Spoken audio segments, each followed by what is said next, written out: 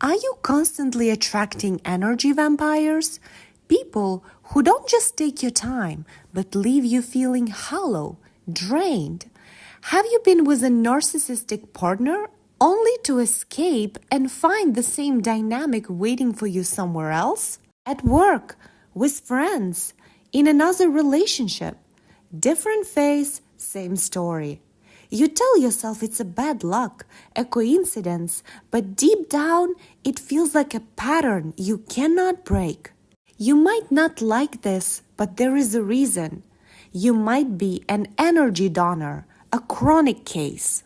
What if I told you you were groomed, slowly, quietly, trained to become the perfect donor?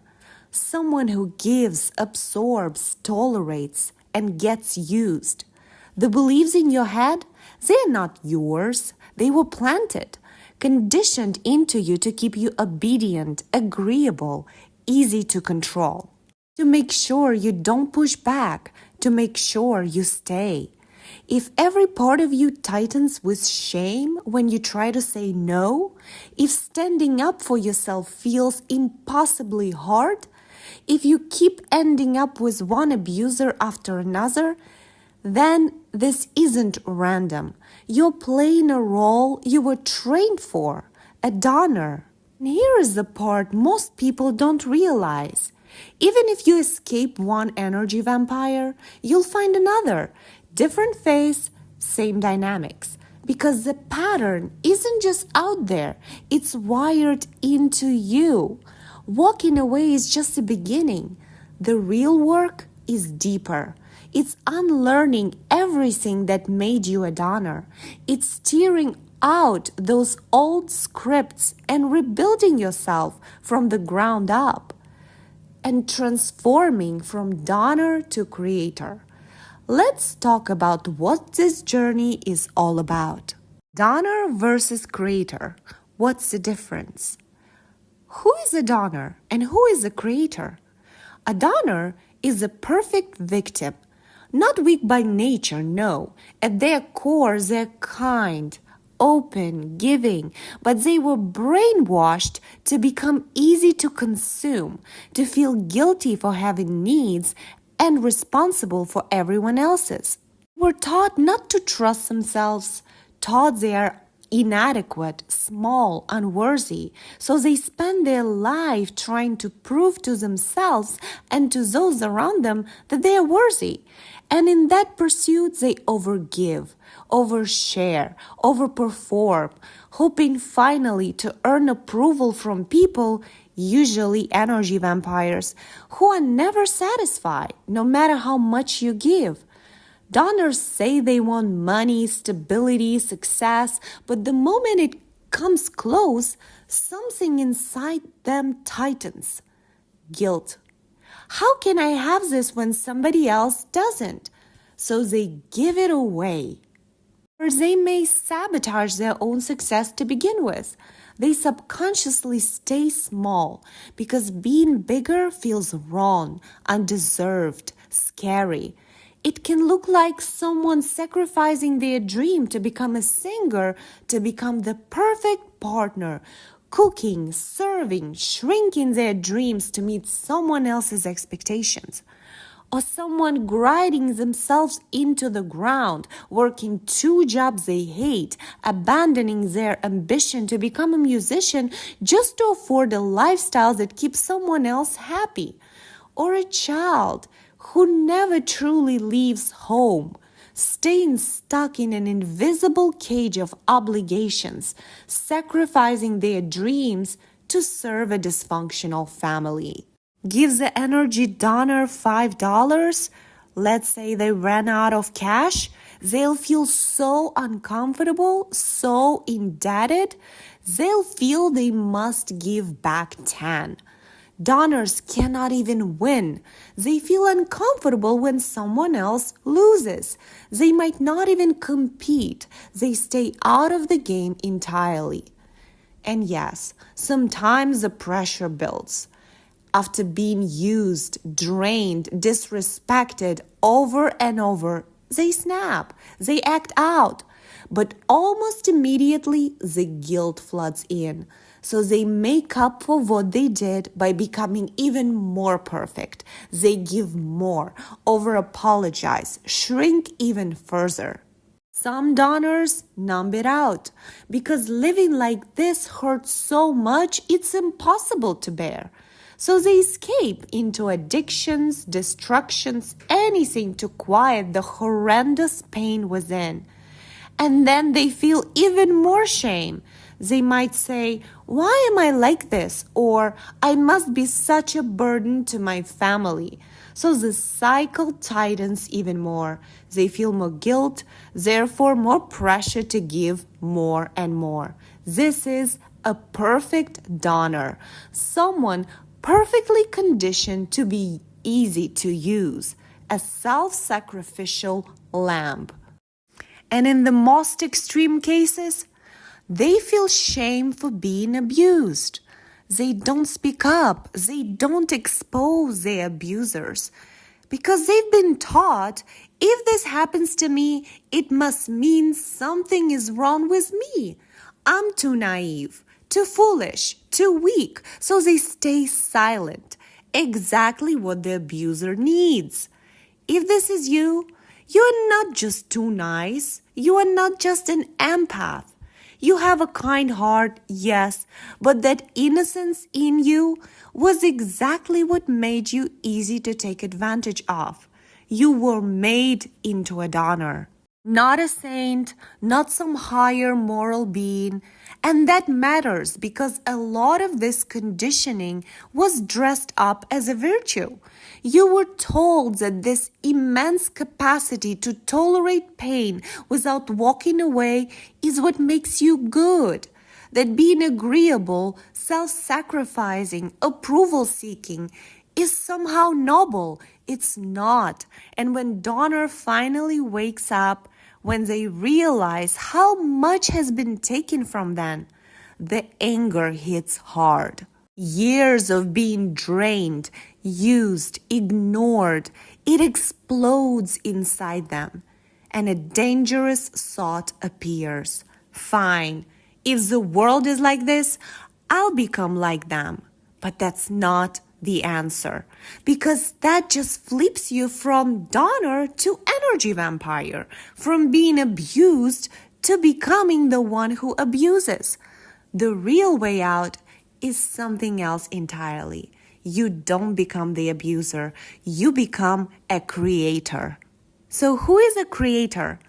A creator is someone with strong boundaries and resistance to manipulation. They're kind and caring, but they understand something fundamental.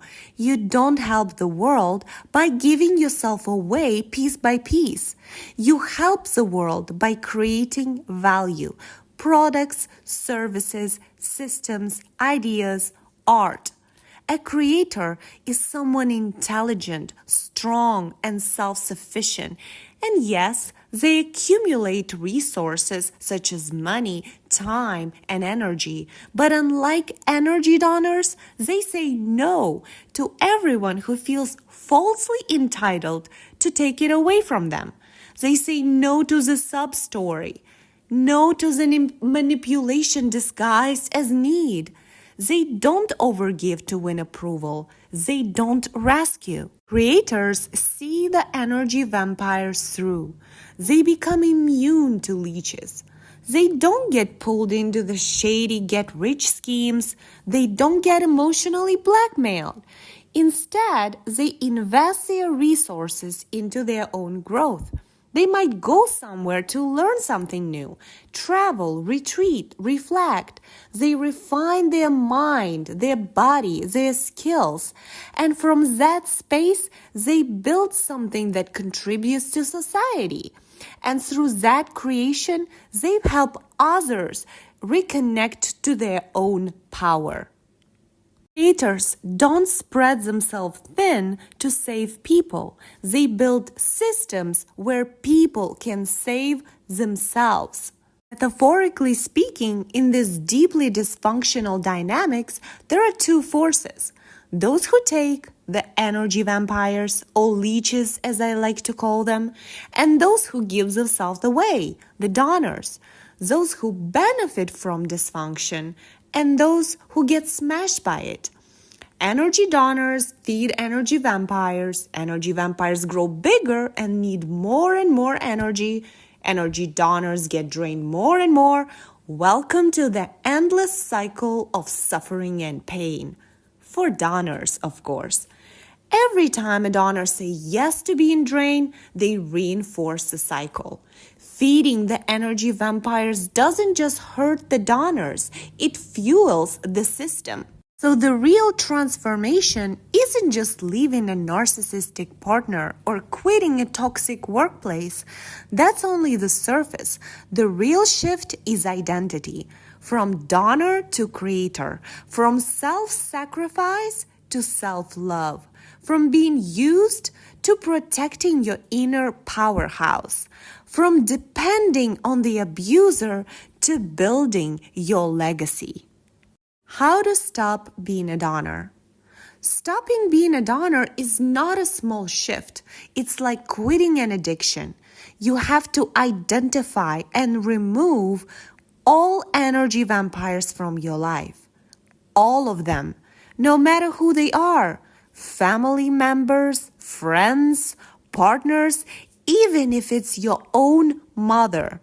It's painful. It's brutal. It's like ripping yourself out of something that's been grafted into your identity. Then comes the harder part.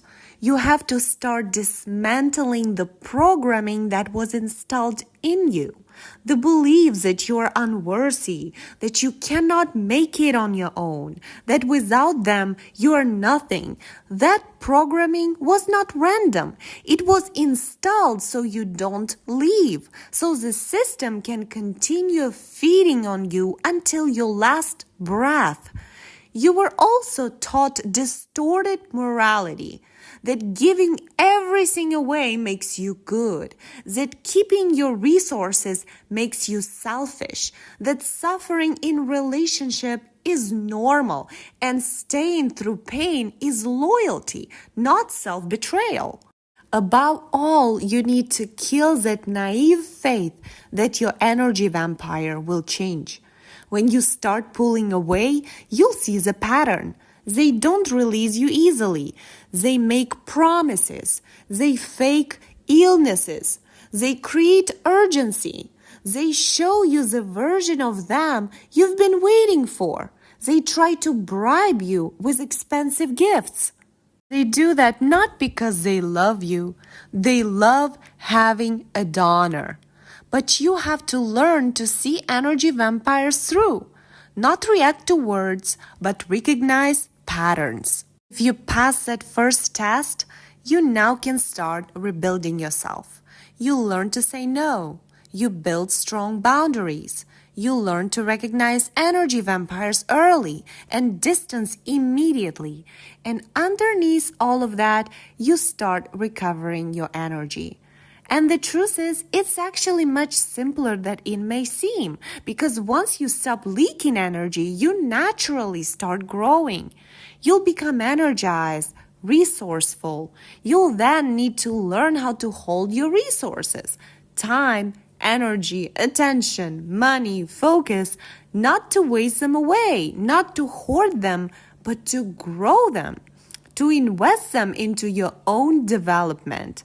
And from that place, you create value in the world, not through self-sacrifice, but through self-love and self-expression. And I'm going to finish with a little story today. A few days ago, I went to a concert and there was an opera singer. She was singing and you could just tell she genuinely loves what she does.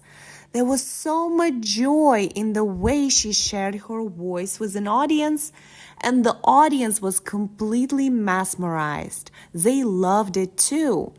That's real creation. She's singing, doing what she truly loves, and it awakens love in everyone's heart. It's mutual self-elevation, and that's how real creation feels like. Enjoyed Ditch the Leech? If you're tired of being a donor and want to ditch the leeches in your life, subscribe to this channel. We'll study energy vampires and work toward becoming assertive, resistant to manipulation, and resilient.